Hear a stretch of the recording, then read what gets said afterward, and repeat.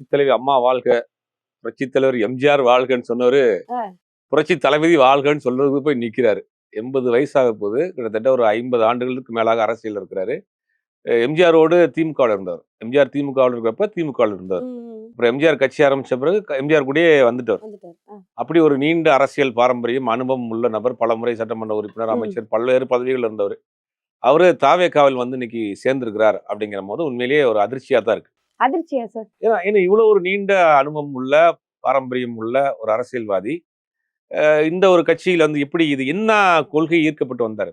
Vadivel comedy ஒண்ணு இருக்குல்ல, என்கிட்ட ஹெவியா அவனை ஈர்த்தது என்ன ராஜா அப்படின்ற மாதிரி விஜய்கிட்ட அவர் எப்படி ஹெவியா என்ன ஈர்த்ததுன்னு தெரியல. விஜய் அரசியல் மேல நமக்கு 1000 விமர்சனங்கள் இருந்தாலும் கூட இப்ப தமிழ்நாட்டில் இருக்கக்கூடிய அரசியல் கட்சி தலைவர் எடுத்துக்கங்க, எல்லாருமே இன்னைக்கு வந்து களத்துல இருக்கிறாங்க, போராடிட்டு இருக்காங்க, பிரச்சனைகள் ஃபேஸ் பண்றாங்க, வழக்குகள் வாங்குறாங்க.